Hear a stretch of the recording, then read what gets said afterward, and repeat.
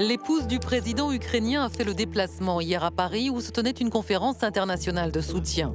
Alors que la Russie continue de bombarder des infrastructures vitales, Volodymyr Zelensky a lancé un appel pour aider les civils à passer l'hiver.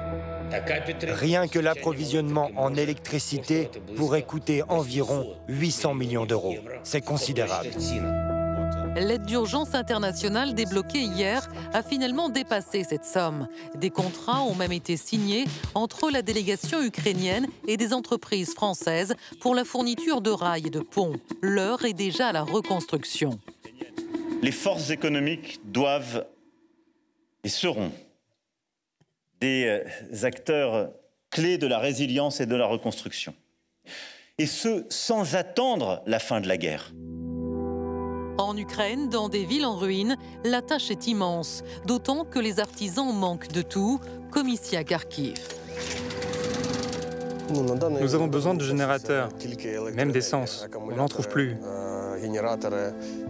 Cet autre entrepreneur a relancé son atelier de couture avec les moyens du bord.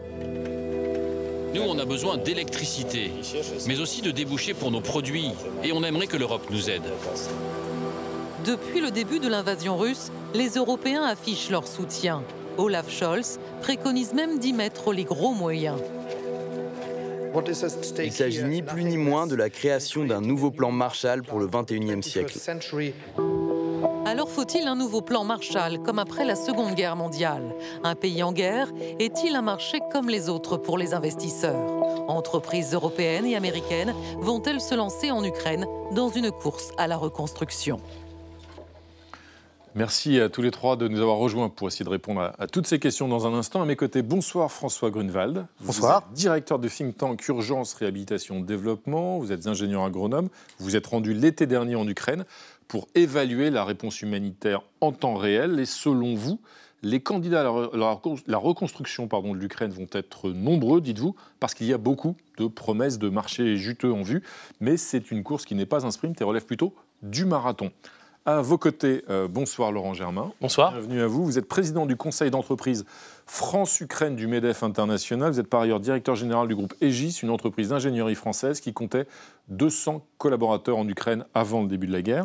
Selon vous, il s'agit d'un marché potentiel important. La France est en position de force pour cette reconstruction puisqu'elle est le premier employeur étranger en Ukraine. Et à vos côtés, bonsoir Christine Dugoin-Clément. Vous êtes chercheur en géopolitique, rattaché à la chaire risque de l'IAE de Paris 1 Sorbonne et au centre de recherche de la Gendarmerie nationale.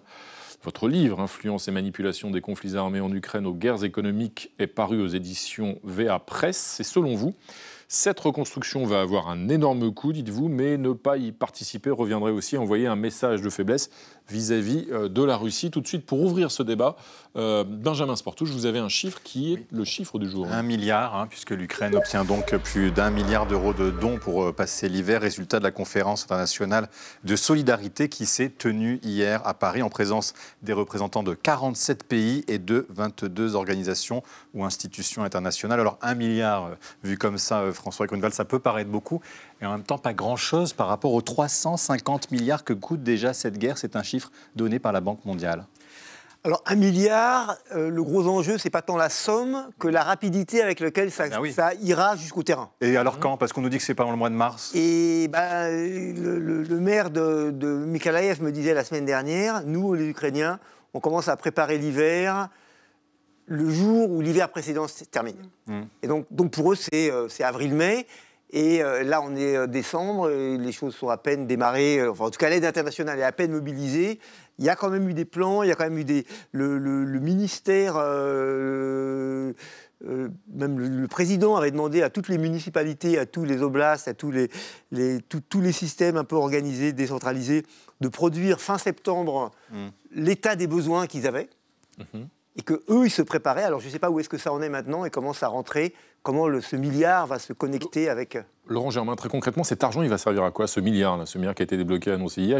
Quel est l'objectif? Alors, l'objectif, c'est vraiment d'aider l'Ukraine à passer l'hiver et de les sauf que s'il arrive en mai-juin... Et de diriger cet argent vers les infrastructures vitales, puisque les intérêts aujourd'hui russes sont dirigés vers les infrastructures vitales pour affaiblir... C'est-à-dire l'énergie, les infrastructures énergétiques, les hôpitaux. Les transports, pour amoindrir le moral de la population et essayer de bloquer le pays. Et donc, cet argent va être fléché vers l'eau, les transports, l'énergie. L'achat de matériel, la réparation d'un certain nombre d'infrastructures à très court terme. Christine Dugouin-Clément, en même temps, on sait qu'il y a des problèmes de corruption en Ukraine. C'est d'ailleurs pour ça aussi que l'entrée en Europe de l'Ukraine pose problème. Est-ce que actuellement, il y a beaucoup d'argent qui va vers l'Ukraine? Est-ce qu'on est persuadé, on est sûr que ça arrive dans des mains qui ne sont pas corrompues? Alors, il y a plusieurs choses. Ce n'est pas un des seuls facteurs qui fait que l'entrée de l'Ukraine est un sujet. Il y en a un autre, c'est qu'à l'heure actuelle, c'est un pays qui est en guerre et qu'à partir du moment où vous rentrez dans l'Union européenne et que vous êtes en guerre, vous avez la solidarité des autres États membres. Donc, évidemment, ça, je pense que c'est peut-être, dans la situation actuelle, le point le plus important. Les problèmes de corruption et de manque de transparence, ça faisait partie de ce qui était demandé, notamment par le FMI, avant l'explosion de la guerre en février, même si, on avait quand même un conflit qui continuait de se dérouler dans le Donbass. Et il y avait énormément de réformes qui avaient été mises en place. Certaines avaient fait pas mal de bruit. On pourrait parler notamment de la réforme du droit du sol, du droit agricole. On avait pu reparler notamment de Privatbank, du cas Privatbank, qui était une banque énorme, qui avait donc été l'objet de renationalisation, de récupération, et ce qui avait posé énormément de conflits avec notamment un oligarque bien connu. Alors, c'est un des arguments que l'Union européenne met en avant et met sur la table en disant attention sur ce que l'on pourra mettre en place. Je pense qu'à l'heure actuelle, on a quand même des effets d'urgence qui sont tels, et notamment avec finalement un suivi qui va être assez important par les entreprises qui vont y aller, pour pas être sur cet argument-là pour dire qu'on ne va pas pouvoir aider. Ces fonds transitent par des institutions, notamment une banque, Benjamin. La Banque européenne de reconstruction et de développement, la BERD, et sa présidente, Odile Renaud-Bassot, explique que ce qu'on fait aujourd'hui permet de préparer l'avenir de la paix. On l'écoute. La priorité pour nous aujourd'hui, les grandes priorités, je vais en citer quelques-unes, c'est d'abord le secteur des infrastructures. C'est ce qui permet de continuer à faire tourner l'économie. Il faut qu'il y ait de l'électricité, il faut que les chemins de fer fonctionnent, il faut qu'il y ait des routes. La reconstruction commence aujourd'hui et que tout ce qu'on peut apporter comme financement en Ukraine et développer comme projet de reconstruction est un élément important pour préparer le futur. Plus on fait maintenant, le moins on aura à faire plus tard. François Grunewald, oui, c'est vrai qu'on se pose cette question. Pourquoi la guerre est toujours en cours? Ceux qui nous regardent peuvent se dire, mais pourquoi réparer dès maintenant alors qu'on ne sait pas s'il ne va pas y avoir encore des infrastructures qui vont être démolies? Est-ce que ce n'est pas un coup d'épée dans l'eau? Je crois qu'il faut voir plusieurs choses. La première chose, c'est que les Ukrainiens, eux, dès qu'ils ont l'occasion, ils reconstruisent. Quand je suis passé à Boucha, quand je suis passé à Irpin, ils avaient déjà reconstruit plein de maisons, ils ont l'argent de la diaspora qui arrive, il y a des flux de camionnettes qui partent de Paris toutes les semaines avec des tronçonneuses, des clous, des kits. C'est politique aussi comme décision, c'est pour montrer justement que le pays résiste à l'agression russe. Ça, c'est le premier élément. Pour eux, c'est sûrement politique, c'est aussi pour vivre, parce qu'on ne vit pas dans des maisons cassées. Donc il y a ce premier élément. Le deuxième élément, c'est que l'acte politique de résistance, c'est de réparer des choses dont on sait peut-être qu'elles vont être redétruites. Oui. Et puis, il y a le troisième élément, c'est que ne pas penser à la reconstruction, c'est se mettre la tête dans le trou des bombes et dans les ruines et déprimantes. C'est capituler, d'une certaine manière. C'est capituler, alors qu'eux, ils sont quand même dans une phase en disant on pense au futur et on va gagner. Laurent Germain, c'est aussi un signal envoyé aux Russes. Regardez, on est là et on est toujours aux côtés de l'Ukraine. Vous pouvez faire tout ce que vous voulez, on est aux côtés de l'Ukraine. Donc c'est un signal diplomatique, plutôt que géopolitique. Absolument, c'est un élément clé de la résistance. Montrer que le pays continue à fonctionner malgré les bombes qui continuent de tomber sur ce pays. Les entreprises françaises, d'ailleurs, y participent. Il faut savoir que 160 entreprises françaises sont en Ukraine. Les 30 000 salariés sont restés et continuent à travailler au jour le jour. Absolument, en Ukraine. Ça, c'est un acte concret de la part des entreprises françaises qui contribuent à l'effort global de résistance. Donc un exemple qui est l'exemple de notre entreprise, Aegis, avec Dassault Systèmes. On est en train de faire un projet pilote sur la ville de Tcherniv qui a été très détruite au début de la guerre, puis le siège a été levé par les Russes en avril. Via l'utilisation d'un jumeau numérique, une réplique digitale de la ville, on est en capacité de cartographier l'ensemble des destructions et de prioriser les opérations de reconstruction et de discuter d'ailleurs de cette priorisation avec la population pour reconstruire aussi différemment. On est face à des infrastructures qui avaient été construites sous l'Union soviétique. On va avoir l'opportunité de les reconstruire sous des standards bien meilleurs qui sont les standards européens. Christine Hougoin-Clément, il y a des intérêts et des enjeux économiques, on va y revenir dans un instant, mais est-ce qu'il n'y a pas aussi dans l'investissement des Européens, enfin de la communauté internationale en tout cas en Ukraine pour reconstruire dès maintenant, un autre intérêt qui est plus politique aussi, c'est peut-être d'éviter, en tout cas de limiter le flux de réfugiés, puisqu'il y a déjà près de 8 millions d'Ukrainiens qui ont quitté leur pays pour se réfugier ailleurs en Europe en particulier? Alors, il y a plusieurs choses et je pense qu'il faut revenir aussi au fait qu'on est dans une situation de guerre et que l'on voit que la stratégie russe maintenant est d'aller frapper des infrastructures critiques, comme on l'a dit, qui vont effectivement altérer la possibilité d'action militaire, hein, évidemment. Si vous n'avez plus d'électricité, vous n'avez plus de communication aussi. Donc ça, c'est quand même un point qui est extrêmement important. Et d'affaiblir une population qui est extrêmement soudée et qui a un rôle extrêmement important dans le soutien de ces militaires. Par beaucoup de gestes qui peuvent paraître de petits gestes, mais qui ont une importance énorme, par exemple. Bien, vous allez avoir énormément de familles, ça va de la préparation de repas qui les envoient, au tissage de grillage de camouflage, à, par exemple, vous avez beaucoup d'enfants qui font des types de bougies avec une huile particulière, parce que quand vous êtes dans des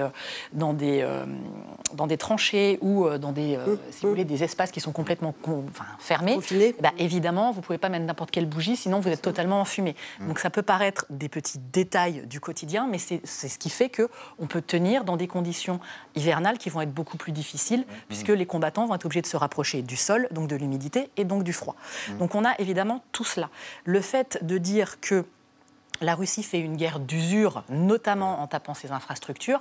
La réponse de reconstruire, c'est aussi de faire une guerre d'usure par rapport à la Russie dans la thématique du tout ce que vous faites, finalement, c'est un mythe de Sisyphe.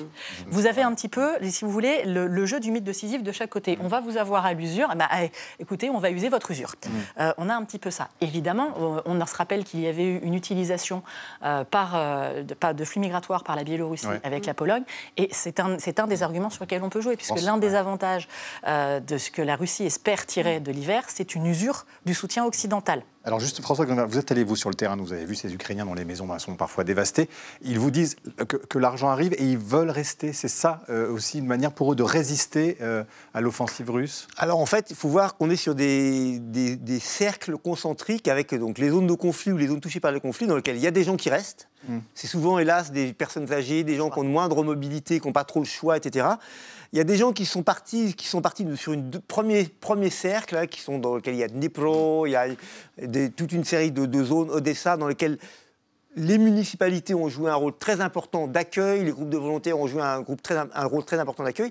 Et puis il y a éventuellement le troisième cercle qui est vers le Lviv, voire traverser les frontières.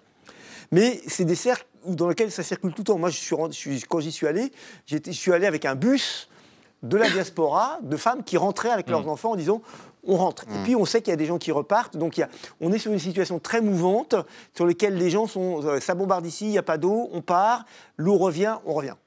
Laurent Germain, cette reconstruction donc, qui commence et qui va durer, c'est évidemment un enjeu financier et économique considérable. Ça attire évidemment beaucoup d'appétit. Il y a une vraie compétition qui se met déjà en place, on va dire, entre Européens et Américains. Deux questions, qui va gagner entre les Européens et les Américains? Et deuxième question, les Français sont-ils bien placés donc, pour participer à ces chantiers de reconstruction?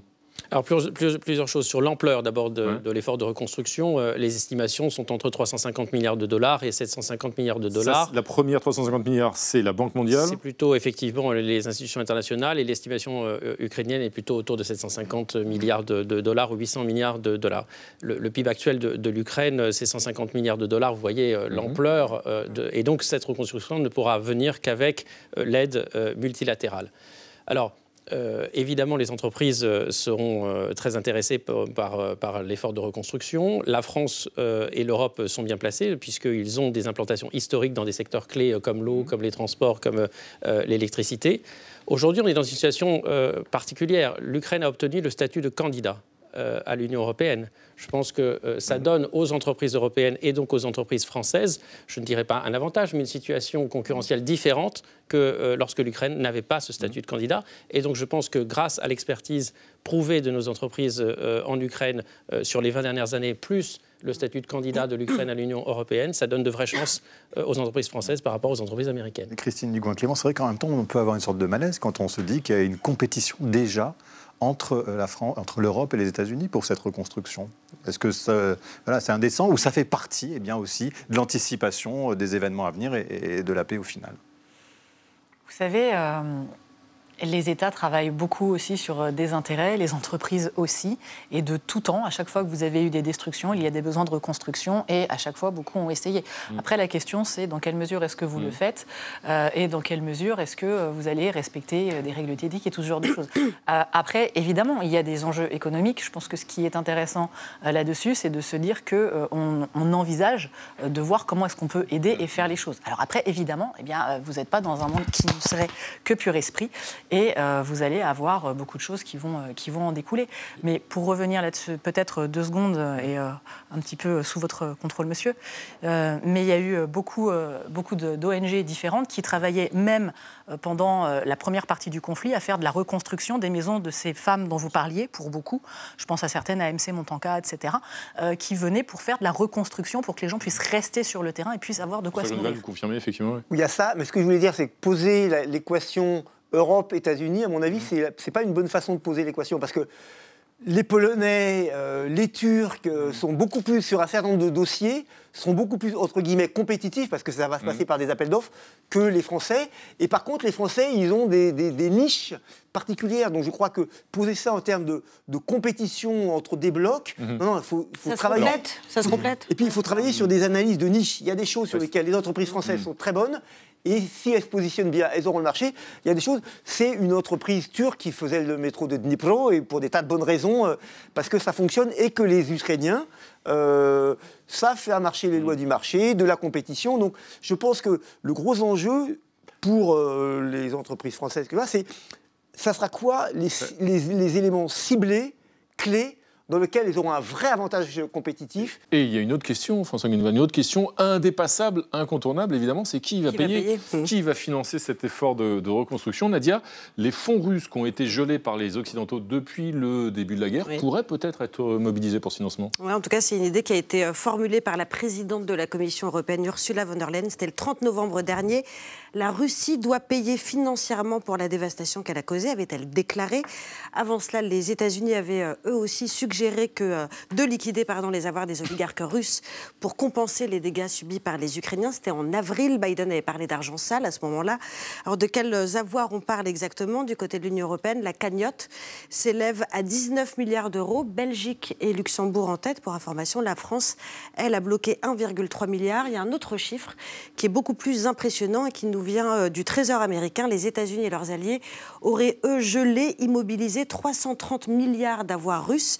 La question, c'est quand même de savoir quels mécanismes juridiques aujourd'hui permettent de donner, de transférer ces fonds à l'Ukraine. Geler des avoirs, c'est les rendre indisponibles. C'est pas la même chose que les confisquer et en faire ce qu'on veut. Christine Dugouin-Clément. Est-ce qu'on sait effectivement ce qu'on a le droit de faire avec cet argent qui est bloqué pour l'instant? C'est toute la question, et c'était une des raisons pour laquelle les Ukrainiens demandaient à ce qu'il y ait une reconnaissance de l'agression. Par la justice. Exactement, qu'il y ait une reconnaissance du statut d'agression et de pays agresseur par la Russie pour justement pouvoir lui impacter un certain nombre de frais nécessaires à la reconstruction. Le problème, c'est que pour le faire, il faut avoir ratifié un certain nombre de traités internationaux, ce qui n'a pas été le cas en Russie. Alors, même l'Ukraine sur certains, voilà. Donc, ils essayent de passer par d'autres axes juridiques pour pouvoir avoir ce principe de reconnaissance-là. Mais c'était tout l'enjeu d'avoir la reconnaissance d'un pays agresseur pour justement pouvoir, alors pas forcément en passant par le gel des avoirs, à voir comment on le ferait, mais simplement le rendre responsable, lui mettre une pénalité pour la reconstruction. Une indemnisation. Une indemnisation. Après, à voir comment est-ce qu'on pourrait articuler les choses. Alors, un vaste plan de reconstruction financé, celui-là, par les Américains au lendemain d'une guerre, ça s'est déjà vu, évidemment. Retour en 1948, c'est notre archive du jour. Le plan Marshall n'est plus aujourd'hui un projet, c'est maintenant une réalité. À Washington, le président Truman a signé la loi votée par le Congrès et qui assure aux nations participantes d'Europe quelques 6 milliards de dollars, soit 1800 milliards de francs. Grâce à cette aide, dont l'idée fut lancée voici 10 mois, l'Europe compte se redresser définitivement. Et l'on conçoit que les collaborateurs du président se soient partagés les porte-plumes qui ont servi à la signature. Alors, Laurent Germain, le plan Marshall a évidemment un impact, des conséquences économiques extrêmement importantes. Il y avait aussi une dimension culturelle, d'ailleurs, une forme d'influence qu'ont exercé ensuite les Américains à partir de ce plan, une forme de soft power, si j'ose dire. Ces enjeux-là, on les retrouve aussi dans la participation de la communauté internationale et notamment des Européens à la reconstruction de l'Ukraine ? Je pense qu'on est dans une situation qui sera assez comparable, effectivement, à la situation du plan Marshall, compte tenu du niveau de destruction aujourd'hui en Ukraine. Je pense que plus que sur les avoirs russes, c'est quand même via les financements multilatéraux qui peuvent être mobilisés assez rapidement qu'on pourra bâtir, entre guillemets, ce plan. Ce qui est très encourageant, c'est les 80 milliards qui ont déjà été mis sur la table par les institutions internationales pour financer le plan de reconstruction de l'Ukraine. Mais la différence, ça veut dire, par rapport au plan Marshall, c'est qu'il pourrait y avoir davantage de fonds privés, pour le coup, enfin, je veux dire, d'investissements privés des entreprises ou pas ? Il pourra y avoir effectivement des investissements privés de la part des entreprises. Ce qui est important, c'est que, en particulier, les prêts des instances multilatérales soient garantis par les États. Parce que pour augmenter effectivement la capacité de la BERD, de la BEI et d'autres à prêter et à lancer des projets de reconstruction, il faut que les États apportent leur garantie souveraine, ce que les Britanniques ont déjà annoncé, ce que Bruno Le Maire a annoncé hier lors de la conférence sur l'Ukraine ici en France. Et c'est ça qui permettra de dégager davantage de moyens et d'avoir un plan Marshall qui soit effectivement très dimensionné. Il y avait eu 3 autres conférences de solidarité avant celle de Paris. Il y avait Lugano, il y avait Varsovie et Berlin. Mais en même temps, qu'est-ce que ça veut dire reconstruire pour vous, François Grunewald ? Est-ce que c'est reconstruire à l'identique ou ça veut dire reconstruire différemment aussi ? C'est quoi un plan de reconstruction ? Alors, quand je discutais avec les ONG environnementales et avec le ministère de l'Environnement et avec les universitaires ukrainiens, eux, ils disent ça n'aurait aucun sens de reconstruire pareil. Les villes étaient mal habitables. Les campagnes ont été dévastées par la grande agriculture scientifique socialiste standardisée de masse qui a drainé et asséché des zones humides entières. Il y a des pollutions massives qui ont été mises en place dans le sol avec le système industriel tel qu'il était. Donc, de toute façon, la reconstruction ne pourra pas être à l'identique. Il y a des créneaux. On parlait du système de chauffage. J'ai visité les systèmes de chauffage bombardés à Kharkiv. C'est du système de la période soviétique, avec des grosses machines, des gros tuyaux. Donc il faut moderniser alors. Il faut moderniser. Il faut alors. On ne va pas pouvoir moderniser dans le pas de temps de l'hiver.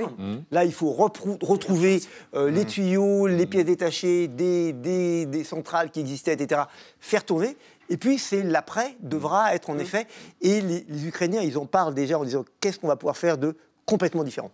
Christine Moulin-Clément, pour un mot de conclusion, justement, l'Ukraine de demain donc, sera différente, elle ne sera pas reconstruite à l'identique. Il y a des standards européens, d'ailleurs, qui doivent s'appliquer, justement, pour essayer de suivre ces modes de reconstruction. Vous en avez forcément, puisque de par le fait qu'on a accédé au statut de candidat, si vous voulez rentrer, eh bien vous devez accéder à un certain nombre de standards et qui sont extrêmement larges. C'est-à-dire que, alors on peut parler de la construction, on peut parler des systèmes hospitaliers, notamment, parce que tout le système de santé est quelque chose d'extrêmement important. Beaucoup d'hôpitaux ont été détruits. La guerre est encore en cours, c'est une guerre d'artillerie, ce qui veut dire avec des blessures très lourdes, avec des amputations, auxquelles vous allez rajouter les maladies classiques que vous avez en hiver. Donc voilà, bien sûr, mais ils sont obligés de rentrer sur des standards européens. Merci à tous les trois. Ce sera le mot de la fin pour ce soir en tout cas, mais on a compris que c'était un chantier de très longue haleine dont on aura forcément l'occasion de reparler tous ensemble. Merci à tous les trois d'être venus débattre ce soir sur ce plateau.